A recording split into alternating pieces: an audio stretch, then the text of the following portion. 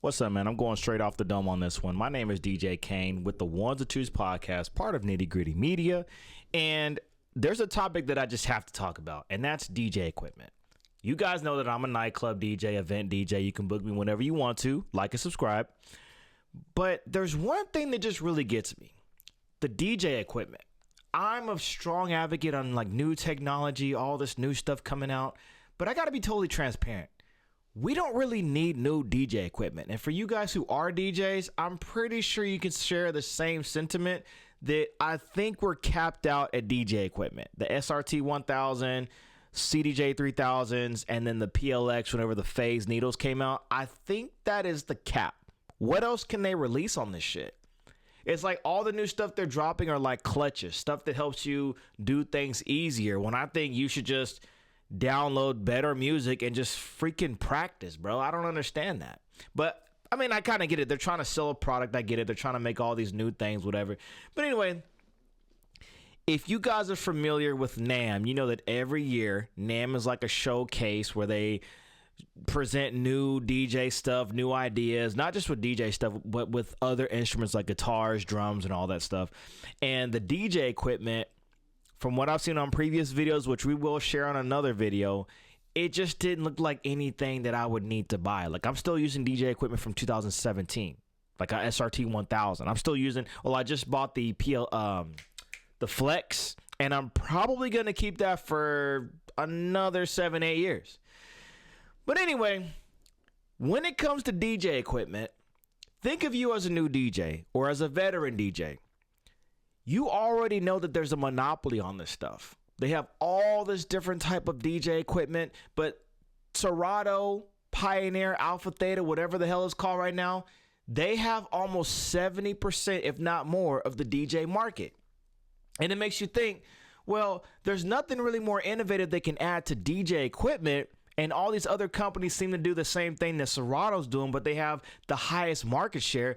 What can they do to set themselves apart? Well, I made a post talking about that, saying that when it comes to DJ equipment, I think the only thing that can really set things apart, man, because I mean, look right here. If you DJ equipment, all the stuff looks the same, bro. Effects, cue points, who cares? They have different colors, all that. It's all an XY axis, DJ, left and right, music, song, whatever. It's the same shit. EQ, same shit. Who cares? And a lot of the effects that come on the controller, the extra buttons, it's for DJ controllers. You can do that on your laptop.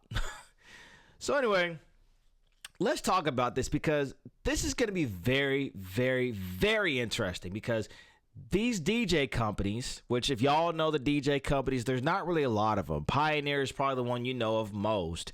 Then there's Rain, Roland, Gemini, which is hella old. Then they got this new one called Hercules, right? And then, of course, there's other companies that make DJ mixers like Allen and Heath and whatnot. But we're going to get into that, because everything has to move forward.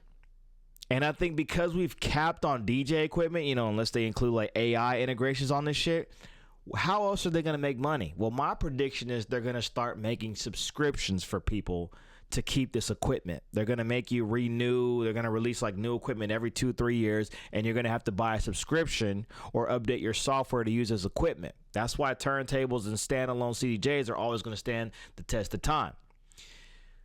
So let's talk about these companies.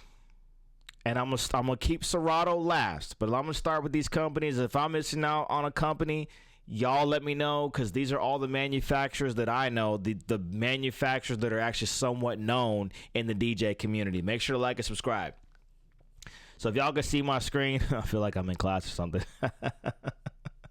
Anyways, the first one is Denon DJ. Denon DJ. Does anybody even know what the fuck this is? No, let's be serious. Do you really know what this is? Looks cool. Look at this. This looks dope. I mean, y'all can't see the full screen. I'm sorry, there's like another mix on the side. This looks clean. But I don't know anybody that plays on this shit, bro. This is not like a staple item. There's nothing that really grabs my attention on this shit, bro. Website looks fucking dope. But does anybody know anybody that plays on this shit, bro? It's the same thing. It's Serato. You can scratch on it. It's an X and Y axis, crossfader, up fader. It's the same thing as Serato. But nobody knows about this shit. And I mean, maybe if you're like in certain parts of the country, I don't know what really sets this apart. Because, you know, Serato's tied to Pioneer. I was saying Serato earlier, Pioneer. I guess they're like the same thing now. And majority of DJs I know that use a laptop, they're on Serato. I know some record box DJs, but man, you know what I mean? So there's Den and DJ. There's no attraction to that. I don't know anything about this brand. Now, it looks like similar to some of the stuff that Serato has. The price points are a little cheaper. But it's like, bro, if you go to like a nightclub, you're not going to see this shit. If you're a DJ that goes to nightclubs in Vegas and whatnot, Dallas, Houston, and you're sharing CDJs like the house mixer, I guarantee you it's not going to be this shit. Now, if you're like a wedding DJ, you do your own events, okay, you can actually just use whatever you want. And I think this is quality equipment, but there's nothing that really draws me to this. Okay, so that's Den and DJ. Then you got Rain DJ. Rain's pretty cool. I know a few people that use this.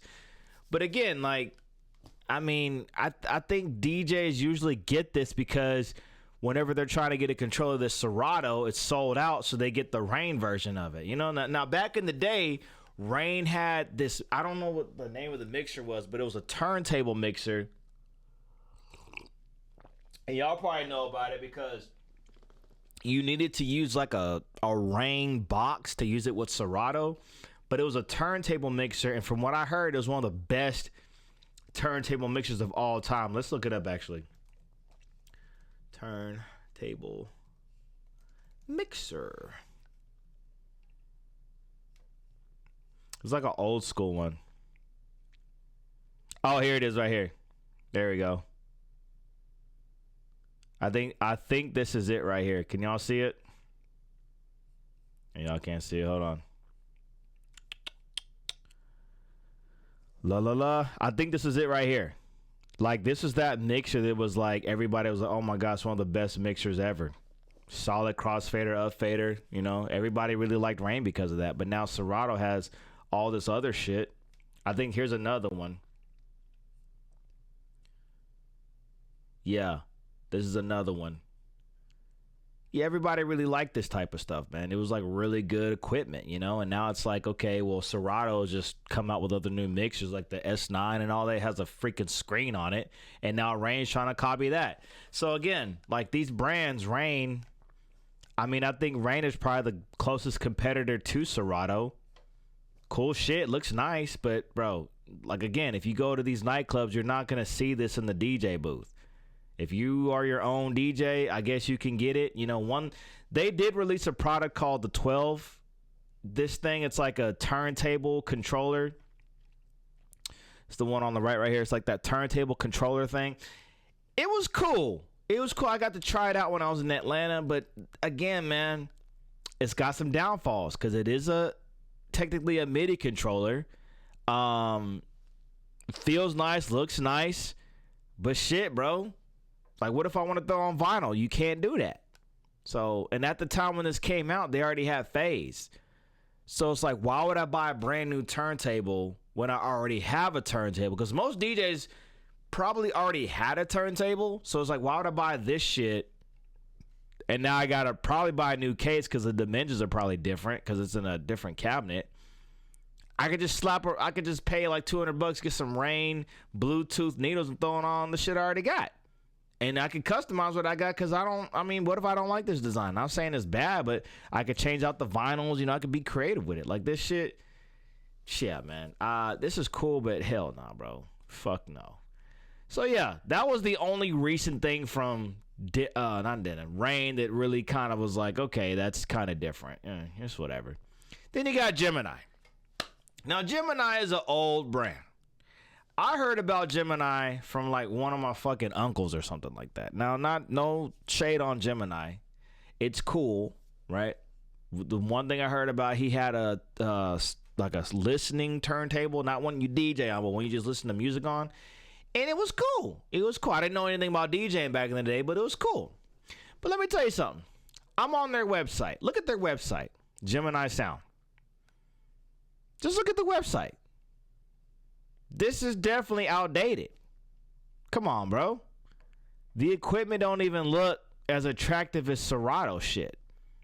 I mean, now granted, if you want to get into CDJ DJing and you want to just get that feel of using sticks, because to be totally transparent, no bit of DJ equipment is going to make your music, is going to make the quality of your music sound better.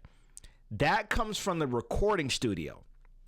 So if you have some raw sticks, USB sticks, and you want to just get that feel of not using a laptop and you just want to practice, you look, get a Gemini. Get this, because this will work. And now I won't have all the bells and whistles on it that, you know, some of the Serato and, you know, maybe the other brands have, but it could definitely play the song. You can go left and right, and it has little, you know, whatever basic effects on it. But if you are, like I said, this is a good thing to get if you just want to practice and you just kind of strap for cash, but you want that CDJ experience. I would get this. Yeah, this is cool. So this is a Gemini 600, 500. It's only $300, bro. This is $400. Man, just get that one. Just get it. Because, I mean, look, you could get like the Serato or the denim one. They're going to cost you at least like $3-4 grand, bro. But yeah, look at the website. It's outdated. So this is definitely not. It's like when you see websites like this, they're not really trying to target an audience that's moving forward. There's no attraction on this website. It's like a basic factory website. There's nothing wrong with it, but it's definitely not working. So yeah, Gemini, I foresee that one just kind of going in the dust within the next like 5-6 years, bro. Allen and Heath, make sure to like and subscribe, by the way. Excuse me. Allen and Heath. Now, Allen and Heath makes amazing audio equipment, and I found out recently when I had a gig like a year ago or so that they made DJ mixers. I didn't even know that. And they had this DJ mixer. Let me see if I can pull it up for y'all. It's called an X1. Let's go here. Let's go discover. Yeah, the X1. Here it is right here. This is the exact mixer this girl had when we were at the gig. And I thought it was just so cool. The mixer was so nice looking. I was like, man, that's so nice. But I never heard of this. I was like, I never heard of this shit before. Allen and Heath, X1.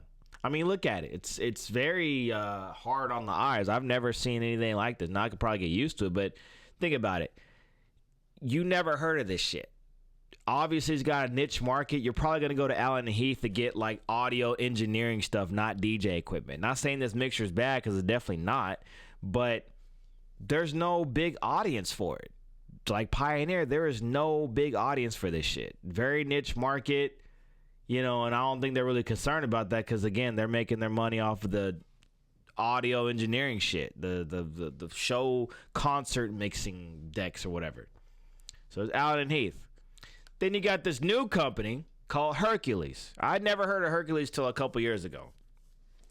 And they actually just dropped a DJ controller that is literally like a portable turntable setup. It's fucking wild. See what they got on their website.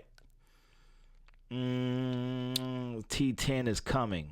I don't know why they got it all smoked out like that. Like, you can literally see it online. Let me see. Hercules T10. I think that's just kind of defeats the purpose of this shit, but yeah.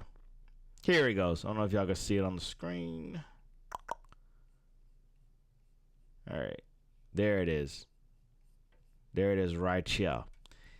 It is... What the fuck is this, bro? Trying to get me to subscribe. I get it. Anyway, this is a controller that is literally the turntables and the mixer all wrapped into one. So apparently they're 10-inch platters and a mixer all wrapped into one. Like, it's like a full-size turntable setup. And they don't detach. All in one. So first of all, one thing that got me is the pitch fader. I mean, it's not even in battle mode. I guess it's for like house music DJs, whatever. And the turntables do move like real turntables, kind of like they do on the Rev 7. So it's that realistic feel. You don't need needles because it is a controller. But the thing about it is, I mean, look at it. It's cool. It's just a nice, like, very plain Jane look. Damn, that I guess the knob in the top right, whatever that is. Holy shit, bro. Dude, they're just trying to get you to subscribe to this shit. Anyway, that little jog wheel on the top, that thing is huge as fuck. I think it's cool, but bro, you're gonna need a coffin for this. You gotta get a huge case. I mean, then again, look, if you're a DJ that already has turntables and a mixer, do you really want to buy this shit? I don't know how much it's gonna be, but I'm speculating at least like $2,000, bro. I mean, do you really want to get this shit? So I'm saying, it's like there's nothing that's like truly innovative. Now, if you're like a brand new DJ, this might catch your eye, but people like me that have been in the game for like 10 years, I don't see anything innovative about any of this shit, bro.